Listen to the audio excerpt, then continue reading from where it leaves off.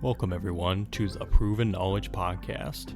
I'm your host, Anthony Church. I'm a music producer from Northeast Ohio. I began this weekly interview series to give you different perspectives from artists, producers, engineers, and other individuals in the music industry. In each episode, we touch on not only what has helped the person succeed, but we also touch on what has shaped them into the person that they are today. I hope you're able to gain some real proven knowledge from the show, and that it helps elevate you on your own journey to success as well. Let's get into it. What's going on, everyone? Welcome to episode 221 here in the Proven Knowledge Podcast. Today I welcomed a Florida-based artist. Her name is Ellephoria. Elle is actually good friends with MYNA, who we just had on the show once again a few weeks ago.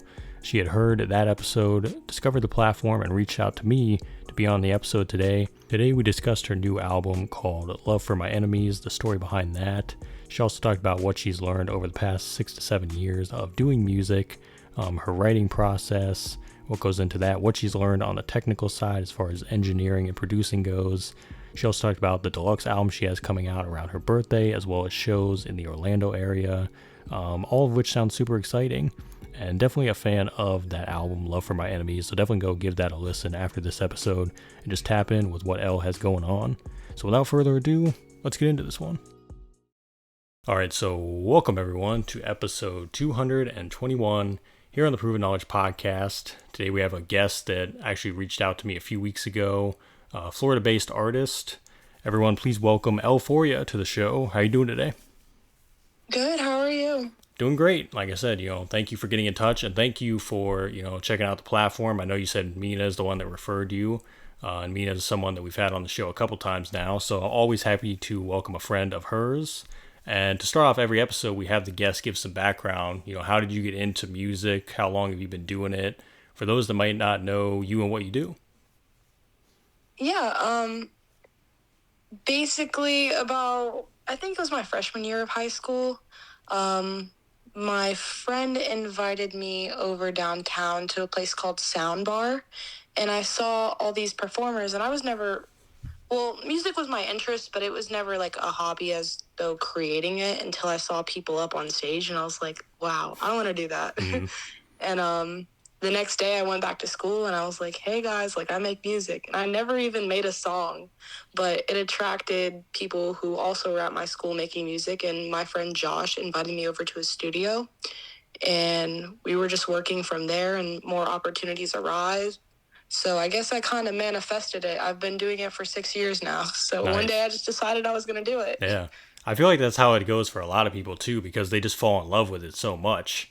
You know what I mean? It's kind of like the beginnings are they come organically, you know what I mean? And then the next thing you know, you're pursuing it yourself. So that's very cool. And I definitely would love to know, since you've been doing it for 6 years, how do you think your process has evolved since that point? It could be in the songwriting, in the recording process, just all around. How do you think you've gotten better since that time? So when I started, it was, I didn't really know what I was trying to do or the sound that I was trying to go for.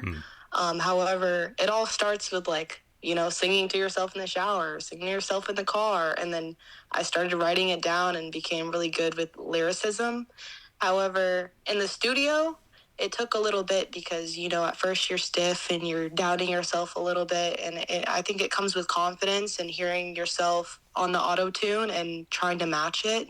I also feel as though my sound has evolved because I started just mainly rapping, and now I'm tapping into different genres and singing and doing more with my voice than I ever thought that I could.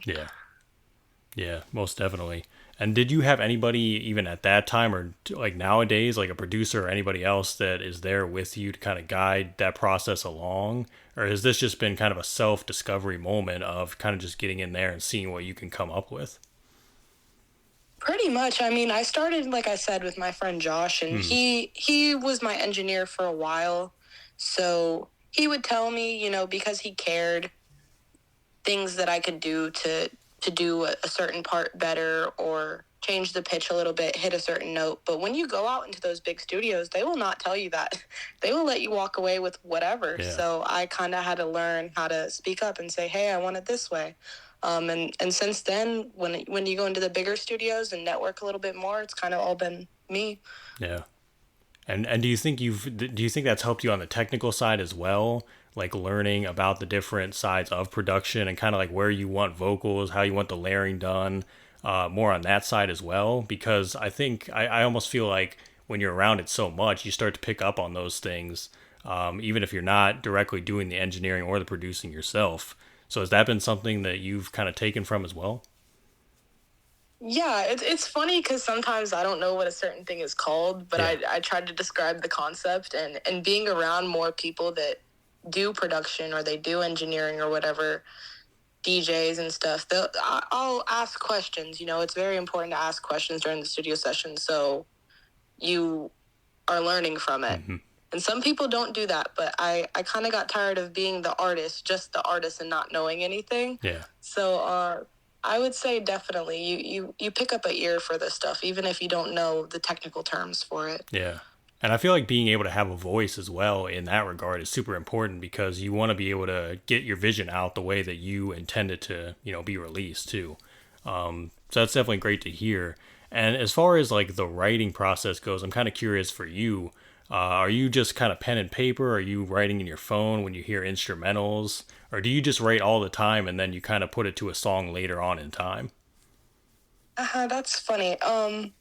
A lot of people that I know will start with a beat, Yeah. but I don't start with the beat. I hear a certain melody in my head, and I'm like, even if I'm in the car or I'm at a different concert, I write it down in my notes, and then I come back to it and find a beat for it later.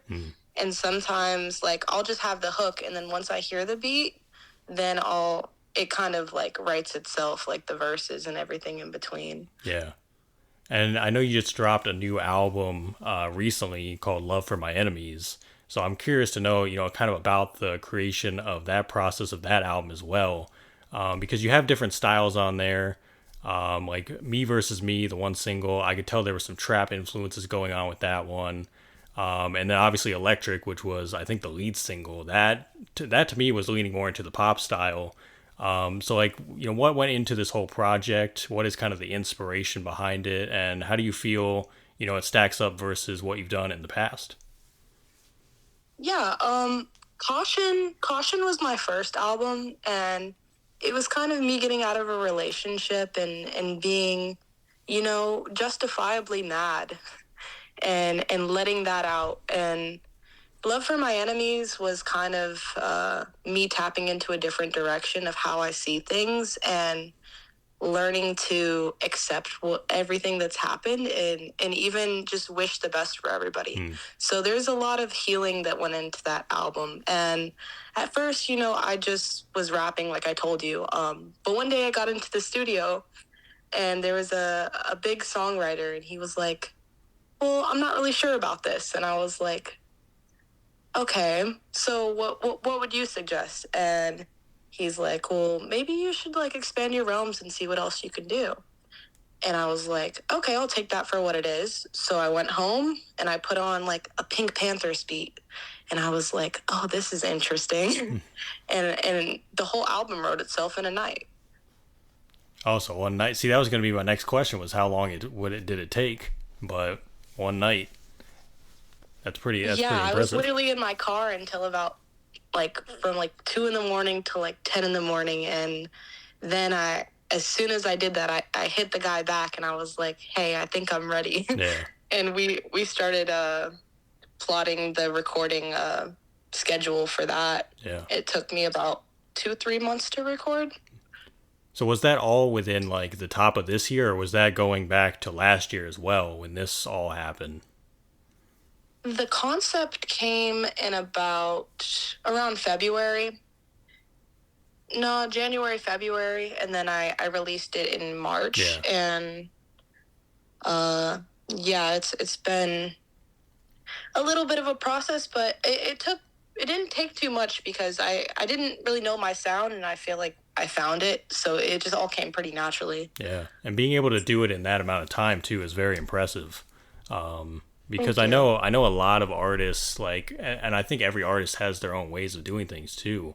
I feel like a lot of artists, they have to, work on it for a bit, stop for a few months, come back, maybe add ideas, do something like that. I think for you, it sounds like you caught that inspiration, just ran with it. You know what I mean? It kind of just never stopped until you had the full project, which to me, that's like the most efficient way to do it, honestly.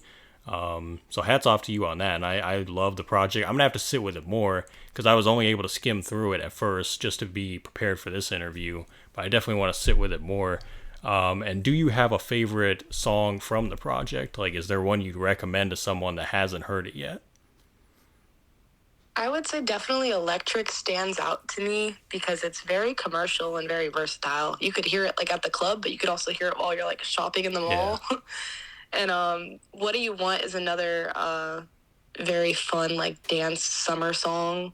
Like when you're like literally driving to the club on the way downtown or something like that. That's exactly the vibe I wanted to go for. Yeah. Hey there, hope you're enjoying the episode so far. I just wanted to take a quick minute out to let you know about a couple different ways that you can support the podcast. One of the ways is by clicking that support the podcast button within your streaming platform. That is if you want to be a monthly supporter of the show. You can contribute either 99 cents, $5, or $10 a month. So that's the first way, and that's the more traditional way that we've had now for the last couple years. The other method that we actually just recently introduced is from our good friends over at Ko-fi. Ko-fi is a virtual tip jar. We have set our limit to a minimum of $10, but you can go make one-time, one-off donations. So if you visit ko-fi.com/the Proven Knowledge Podcast, you'll be able to donate. And all these different forms of donation go towards getting new guests every single week, getting potential sponsors on board to do giveaways, and overall just making the show better for you guys. So if you want to do that Ko-fi link, it's ko-fi.com/the Proven Knowledge Podcast. Otherwise, again, look for that support the podcast button in your streaming platform if you'd like to be a monthly supporter. And I just want to say thank you guys for your contributions. And without further ado, let's get back into the episode.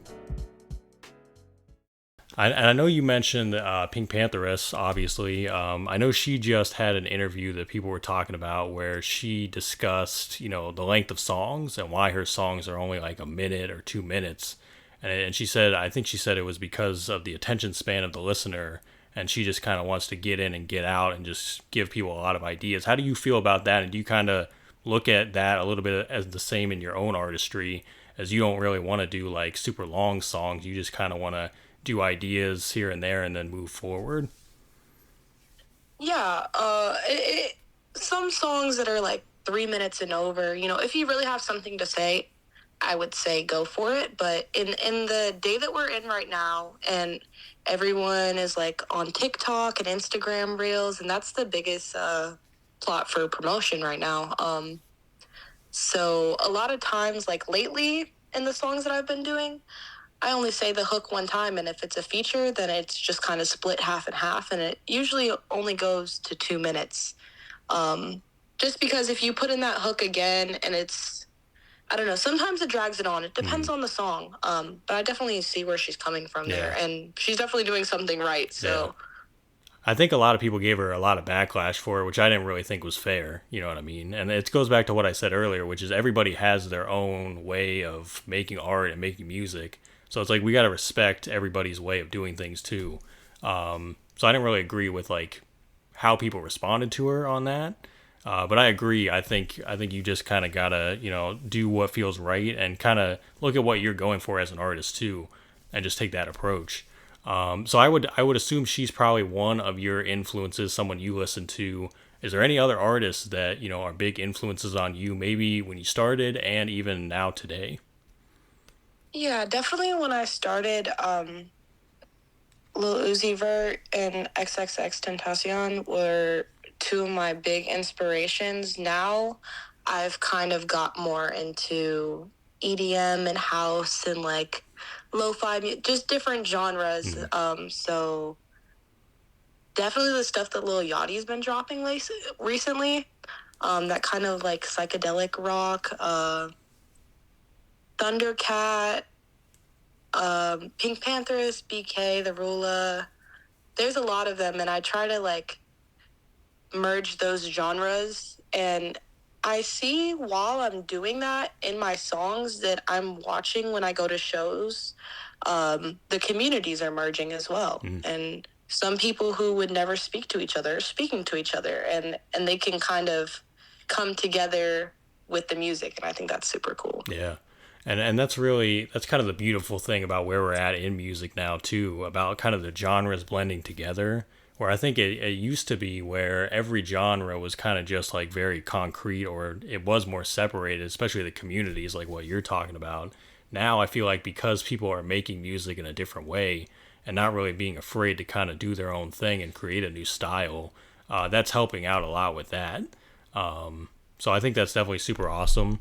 And I think you're talking about probably like the 2016, 2017 era of like SoundCloud rap, and then to where it is now. And I've heard Lil Yachty's done some cool things recently. I have not heard any of his stuff recently, but I've heard he's been getting into making a lot of cool new music. So I feel like I want to check that out eventually, for sure. He did one with Tame Impala called Breathe Deeper, and that was like a big song for me, I think, in December to going on the beginning of next year. I think that was like in my top Apple replay. Yeah, that's awesome. It's cool because it's really cool to see artists evolve.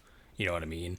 Because my brother actually was just playing me that song that he had with Kyle back in like 2017, and we were talking about how long ago that was. And like I said, I still see him putting out stuff to this day. And the fact that he's trying new things is super, super cool. So I'm definitely going to have to tap in and hear that for sure. And is there anyone that you want to shout out on the show today? Could be collaborators or anyone that has been with you on the journey up until this point. Yeah, I definitely want to shout out Herc. He engineered most of this album, as well as Josh.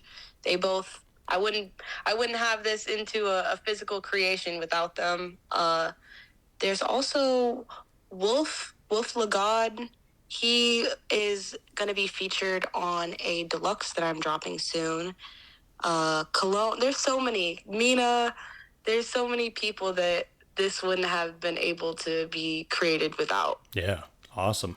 And that leads me into my next question, which is, what is the next move? So obviously this deluxe sounds like one of the next big things coming up.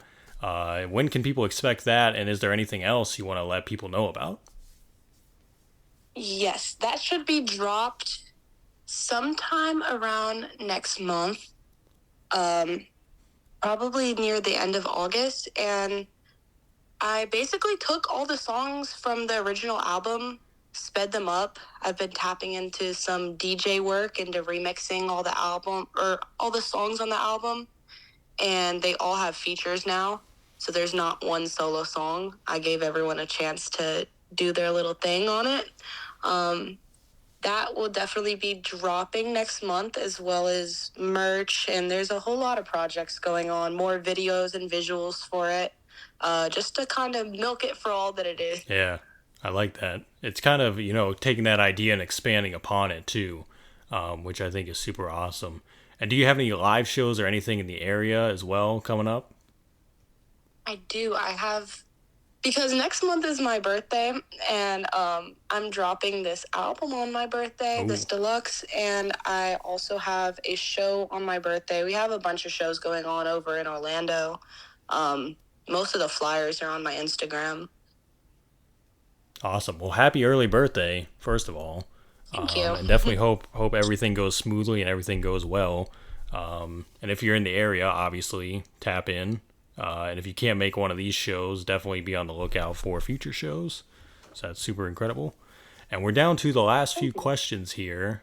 These are ones I ask on every episode, and they're more life-related ones.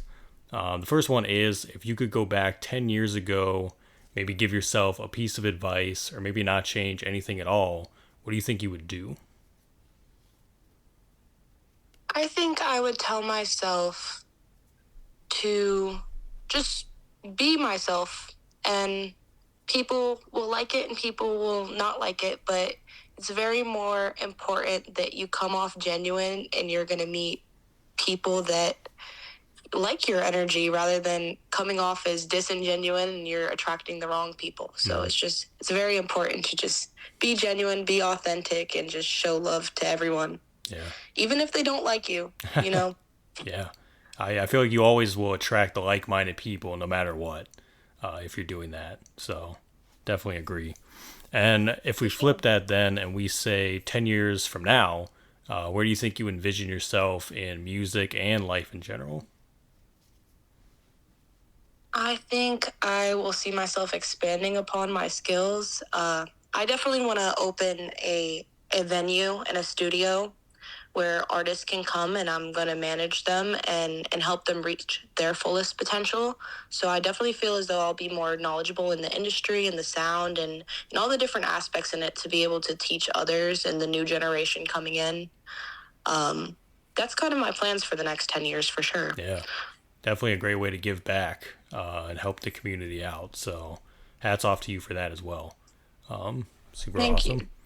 And do you have any final words of wisdom today for the listeners? Yes. I would say just whatever you want to do, whether you know what your passion is or not, just give it your all.